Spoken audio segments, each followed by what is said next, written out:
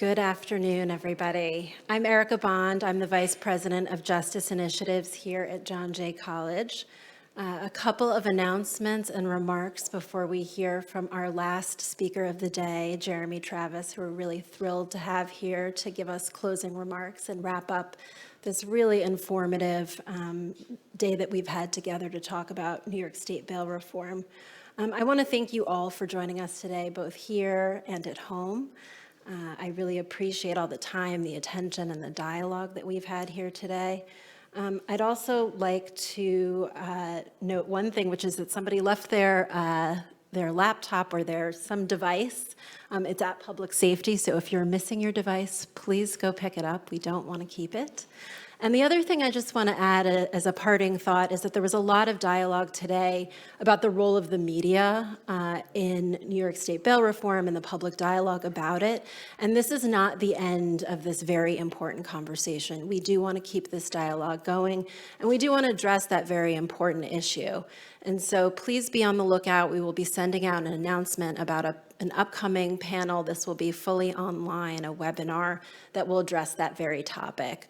Right now it's scheduled for May 24th, and if you go back to the website where you RSVP'd, there'll be additional details there. So please come back and join us because that is an important component of this conversation. So when President Mason created the Future of Public Safety Initiative and my position, she really had a vision to expand John Jay's role as a convener and a leader on the most important public safety issues that are affecting our communities. And I think today is a great example of how we're meeting that mission and how we are collaborating across the college in order to meet that mission. So with that, I really do want to thank Mike Rimpel and the rest of the team at the Data Collaborative for Justice for putting this conference together. They've just done a wonderful job. I also want to thank John Jay's really fabulous Director of External Affairs, Mindy Bockstein, who is joining us online, and thank her team, including Jennifer Lorenzo, who's been in touch with so many of the speakers and the panelists today and really helped us pull this together. I also want to thank our colleagues at the Institute for Innovation and Prosecution, in particular Shauna K. Salmon, who helped us today as well. So this really was an effort all across the college to pull this together. So thank you to this great team who gathered us all today. And then finally, I want to thank Jeremy Travis and Arnold Ventures for the support that they've given for this event. Jeremy is the Executive Vice President of Criminal Justice at Arnold Ventures, one of the largest funders of criminal justice reform initiatives and research in the country. And importantly, before Arnold Ventures, Jeremy was John Jay's president for 13 years. Among his many accomplishments as president of John Jay, he founded the Data Collaborative for Justice with Dr. Preeti Chauhan, who's joined us here today as well, and many of the other research projects and centers at John Jay that ground so many important criminal justice programs and policies locally and nationally. And I really can't think of anybody better to conclude today's events. So I'm going to invite Jeremy to please come up and give us his concluding remarks. Thank you all.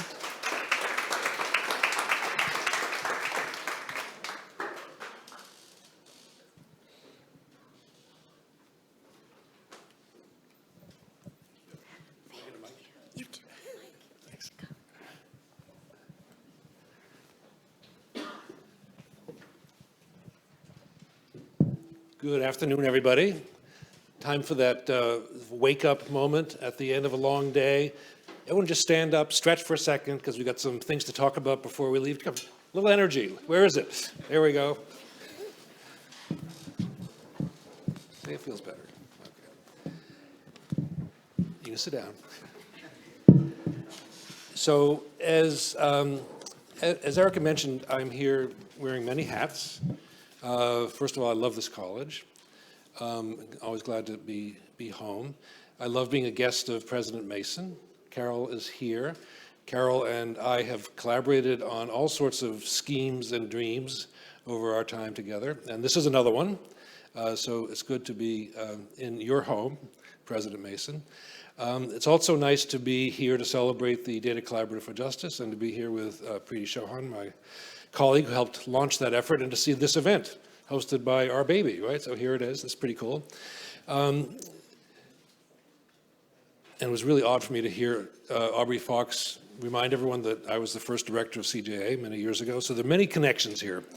But I want to just take a moment to reflect on the journey that you all, I wasn't here for all of the day, but have traveled today, not by summarizing, that's sort of like, how can you summarize a day like today? But to offer some themes for reflection as we end this time together. So it's so interesting to me, so why we're having this conversation and why we're having it now and why we're having it the way we are. This is not a new conversation. This goes back, centuries. You want to sort of really think about this as a sort of historical challenge that free societies face, which is when is the state entitled to deprive somebody of liberty, on what basis, and then in what conditions should they be held while they're awaiting trial? This is not a new question. It's been around for a long time. It's not a new question in New York City. So I started my career at Vera a long time ago. Why was Vera called into the pretrial business that led to the creation of CJA? Because there was a riot in the Tombs. There was a riot in the Queen's House of Detention. Conditions of confinement were so awful, the crowding was so overwhelming that the people incarcerated decided to take the risk to express their frustration and their demands by seizing the Tombs. It was not a pretty sight for the city. So we need to remember that there was a time when this issue was hot in a different sort of way than it is now. And then remember another time in the late 80s when the pretrial population in New York City, I think I have this number right, went to 22,000 people. So I was in City Hall at the time. We were trying to figure out how to respond to the violence associated with the crack epidemic. There were lots of arrests underway. System was grinding to a halt, and lots of people in pretrial detention. I remember that the corrections commissioner at the time took a flight upstate New York to try to find jails at the Canadian border to house people on pretrial detention in New York City. 22,000 people. So that's not to say that we should celebrate where we are today, but just to remind ourselves that this is an issue of long standing. And the city has, I think much to its credit, been grappling with, and the state, because it's a bail law passed by our state representatives, grappling with this issue for a long time.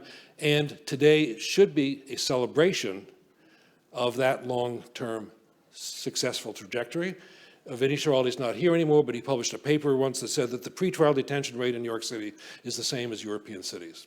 I mean, that's remarkable that we have come to that point.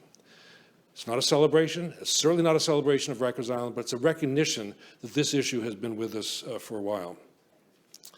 So today I work at this place called Arnold Ventures, and we're proud to be celebrating the work that's happening here, some of which we're funding. I want to make sure that everybody knows my colleagues. Zeke Edwards here, Becky Silver is here, and Deba, who's at John Jay, name I've forgotten, and Roz, right, who just joined us. My colleagues here working. What are they working on? Nationally, they're working on pretrial justice issues, including bail reform. So one reason that it's important to have this conversation here today is because New York City is important, not just because, sorry, it's the center of the universe, but because all bail discussions, and they will tell you around the country, ask us what's happening in New York. So I'm glad this is being taped and sort of broadcast, because this discussion right now, just to make you feel really important, you are doing work on behalf of the country. Because if we can get this righter than we have it right now, lots of people are going to be looking to New York and saying, okay, New York went through this time, it was sort of funky, all this debate and discussion back and forth, the politics of bail reform, but if we're coming out of this okay, meaning that we've sort of figured lots of things out and we sort of helped change the narrative, this is important nationally. So with that sort of longer view in mind, I want to just ask ourselves, why do we think, so I've been doing this a long time, this continues to fascinate. This is important, to people who are in the field. It's obviously important to families that are affected, people in detention as we speak, people who have been in and out of Rikers. It's important in so many levels, but it's also just important to think about this against many different lenses. So I want to suggest 4. Just remember that our 2 journalist colleagues today, Akash Mehta, said that in his view, it's a fascinating observation, that the bail reform debate in New York has got more sizzle to it than anything else. So he's a journalist, he covers the city. And he says because criminal justice is interesting, but within that, the bail reform is so complicated and so fraught that it catches the external politics. It refracts the external politics. It is a way of talking about big issues. So I just want to take his suggestion that we sort of look at it as being important, as bigger than itself.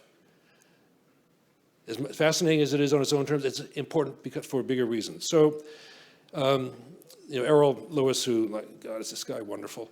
We're so blessed to have Errol Lewis in our world. Had this wonderful, like 3 or 4 times this morning, he said, he was interviewing people, but he was just making a personal observation. This comparison between the political truth and what he called the statistical doubts. That's where we sit. We sit between a political truth and statistical doubts about what should be done next. So 4 lenses to think about the conversation we've had today. The first one is obviously political. I'm not going to comment on sort of people's positioning, but just let's count the number of people who have entered this discussion, right? This is so big. We got the mayor. We heard his references often today to his positioning on bail reform. We saw some of the press coverage. We have the PBA. We have the law enforcement. We have judges. So this is a political issue of the first order, and it's not done having a tweak to the old reform. There was a tweak to the old reform in the budget process. This is not over. Anybody with a crystal ball would say this is coming up again in the primary, coming up again in the fall in New York. So this discussion will still be with us. And just remember that this is a fraught issue within both parties, and we're seeing how it plays out. But it's also a national issue. So as I said, Zeke and his colleagues, when they go around and talk about bail reform around the country, people say what's happening in New York. Not bail reform, but law and order, crime, is a national issue. So we have this tension between the very real, tragically real, I don't like the word, as my colleagues know, uptick. It's not an uptick in violence when you lose another, thousands of people last year. This is a serious spike in violence in America. So that very real reality is being used to oppose reform. We can talk about, we can debate, we can point out till the proverbial cows come home. What time do the cows come home, by the way? Are the cows about to come home now? When the cows come home, we can debate this, whether the spike in violence is or is not related to bail reform. We can put up evidence, as happened a lot on this stage today. But remember Errol's exhortation to distinguish between political truths and statistical doubt. So the political truth is there's a debate underway, a fierce debate, and this is the time to protect and advance at the same time bail reform on terms that challenge that political reality of the debate, but also acknowledge it, just the way Incha did. It was really brilliant. Incha's just great. Brilliant acknowledgement of the importance of that people have a right to be safe. You can't take away that issue. You can't, I have no patience with people who minimize violence. I have no patience with members of the movement who say we can't talk about it, because otherwise we buy into that narrative. If we don't talk about it, we're doing a disservice to those people who are losing their loved ones. We do a disservice to those communities that are suffering. We need to talk about it, but distinguish it from the realities of the bail issue. That's the tough part. I'll come to the question of evidence in a second. So the political environment is very much present today. We see it playing out nationally in the debates about what to do about violence that the administration, the Biden administration is wrestling with. But let's put another backdrop against this discussion. This discussion is occurring, hard to believe, a few short years after the murder of George Floyd, a few short years after protests on the street, a few short years after the Black Lives Matter sort of chant and insistence was much more visible than it is now. We also can't distinguish this discussion from the call for racial justice. This last panel reminded us of that. Navigating that is also very difficult. So what's the narrative? We need your real help with narratives here around that issue. And finally, we can't distinguish the bail reform debates from the justice reform movement. So I think it was Katie who mentioned the progressive prosecutors. So Chesa Boudin is fighting for his life. George Gascon, probably not far behind. Alvin Bragg got hammered for having a memo that said he was going to do what he said he was going to do on the campaign, and then he actually did it. What a terrible thing for an elected official. So this is a larger issue of the justice reform movement, and within that, we have bail reform. So we also need to sort of be able to talk about these issues both separately and relatedly so that the movement, the larger movement, doesn't suffer. So here's one just mind exercise for you. I mentioned the crack epidemic. That led to lots of very repressive sentencing policies. We're paying the price for those now. How interesting I find it, and I hope that by saying this it doesn't come true, that the debate now about how to get tougher on crime is not focusing on longer sentences or more sentences. It's really centered on bail reform and progressive prosecutors.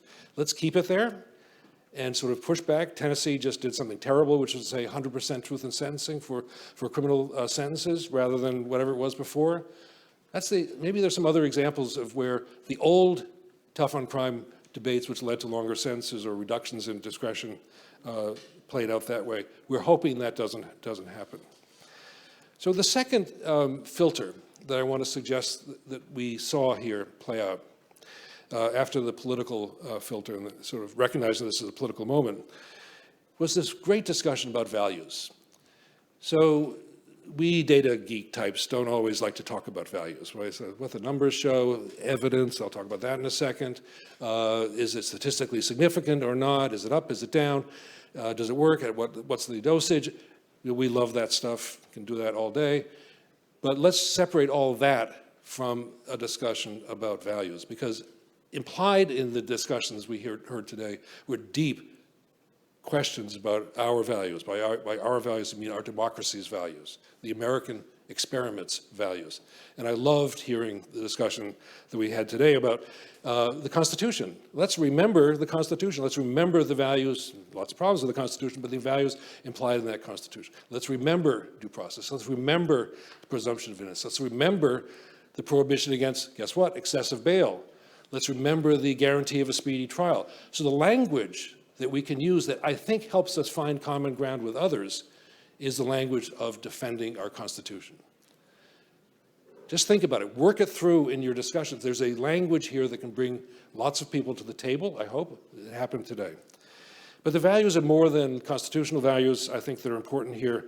There's the value of autonomy, of liberty, of the ability to find yourself. There's wonderful discussions today about, Susan Sandra Smith has this great, she's working on a book, I can't wait for it, but this great way of talking about the harms of pretrial detention.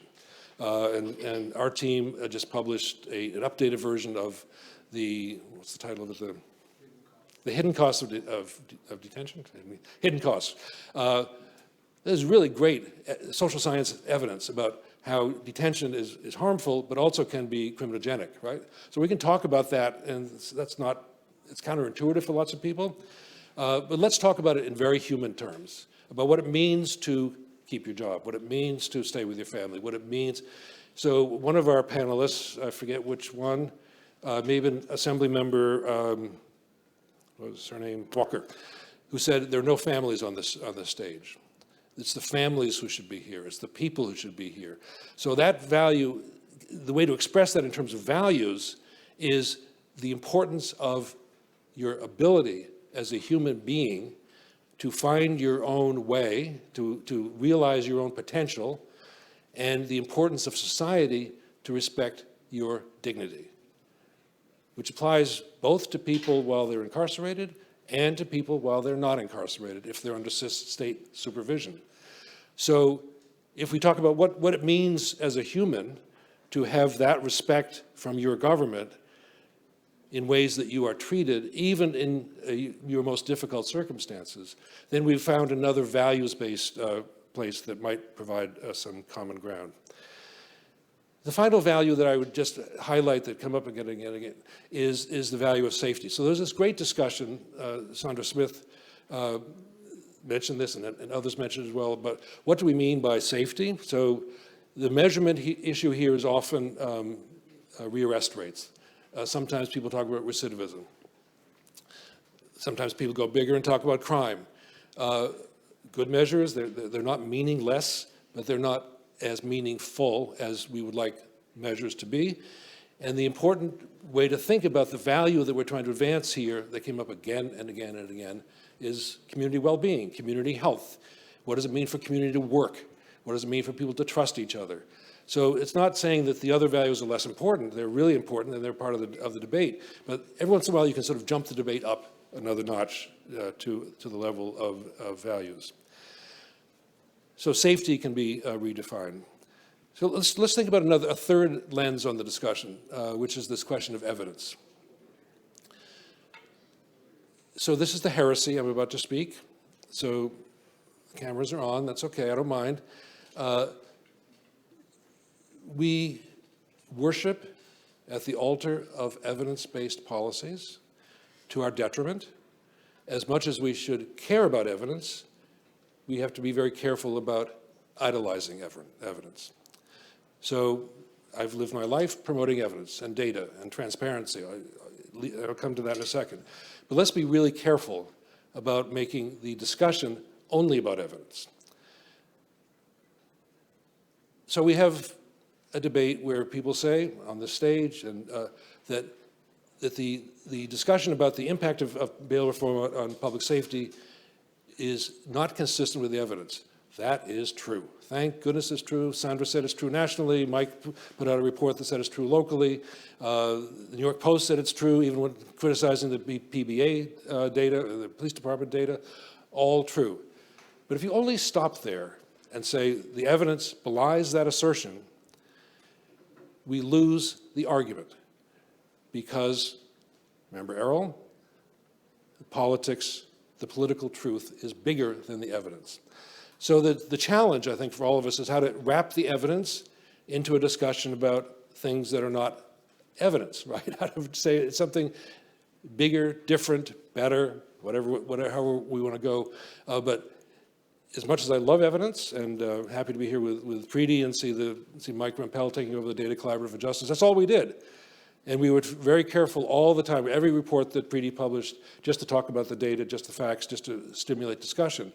But we always knew that if we did that well and objectively, that it would and it did lead to a bigger discussion about what's the right thing to do.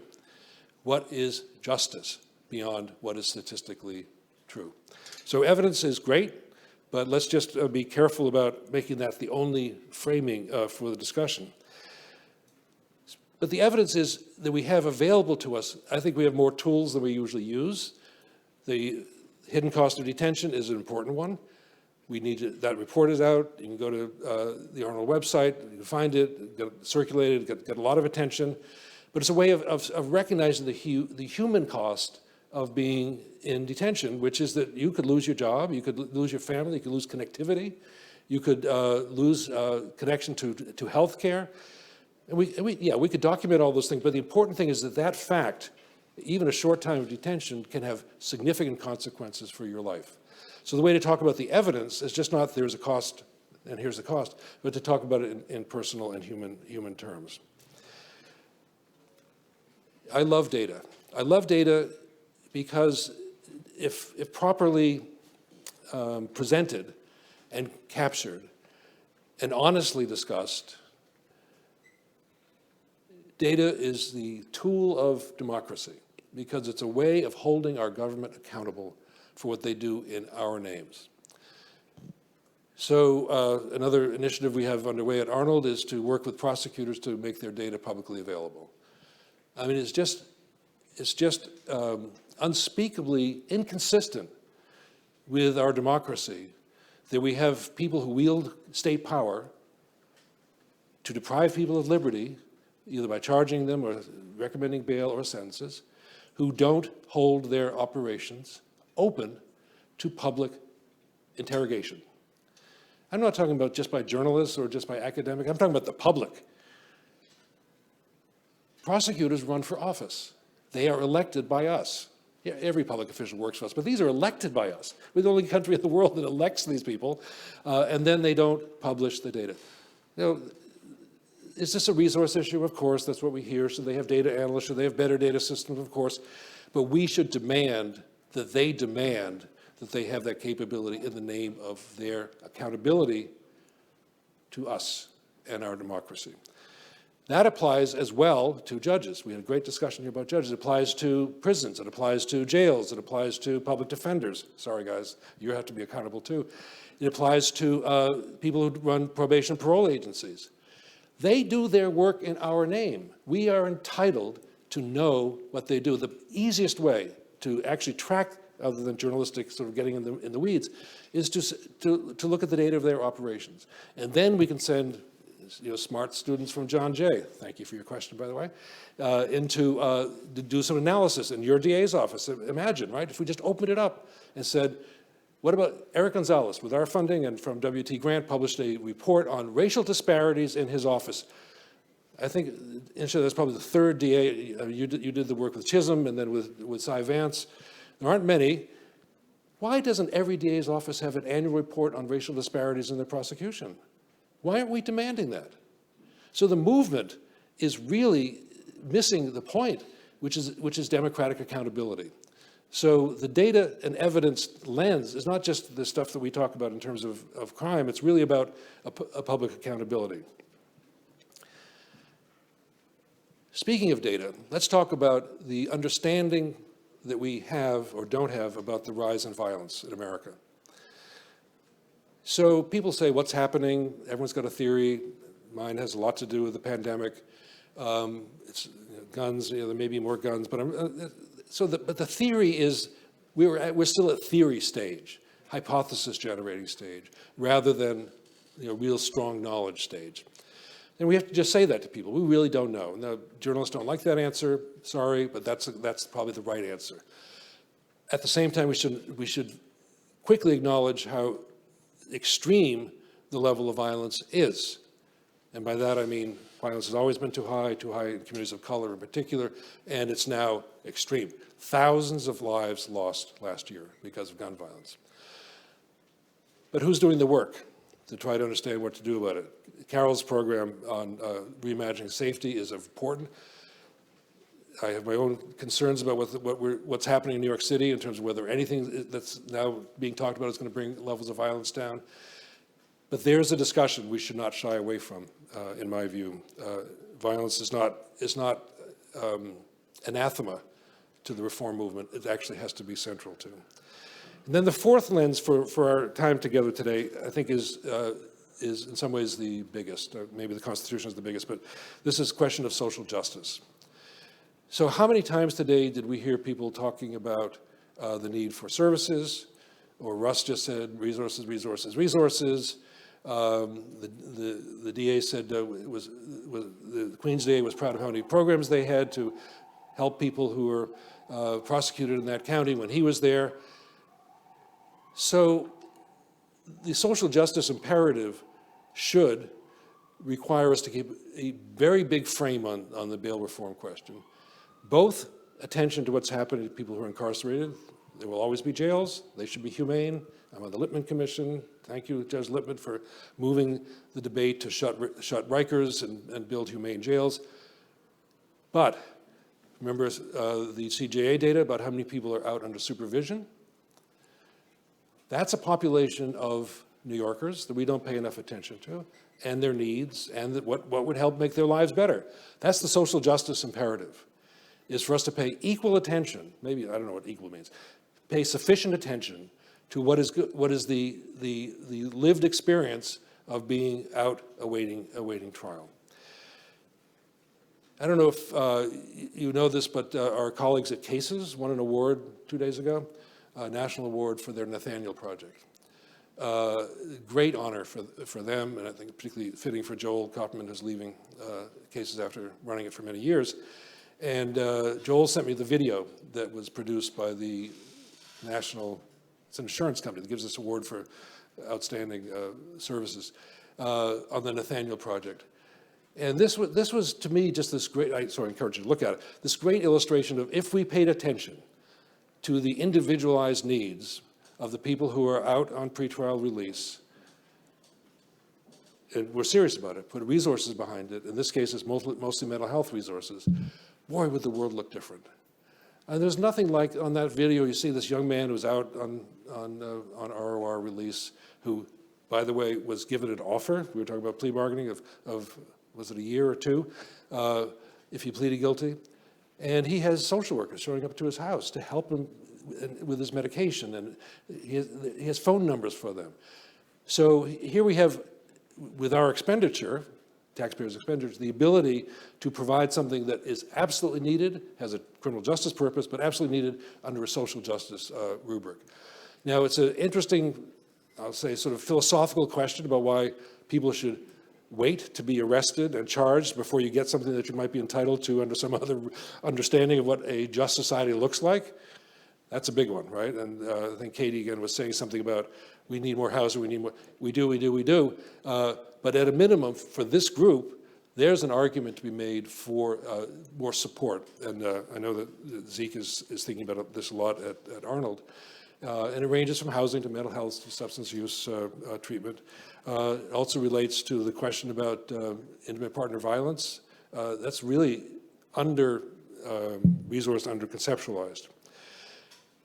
So all of this, for me, fits into this idea of community well-being, social justice, and the final sort of twist on this that is just so important not to lose sight of is the way in which this plays out against this history, this country's history of white supremacy, and the way in which that legacy continues every day. We saw from our public defender colleague the visual representation of that racial injustice history of the dominance of white supremacy as a way of thinking about our democracy still plays out every day in the justice system.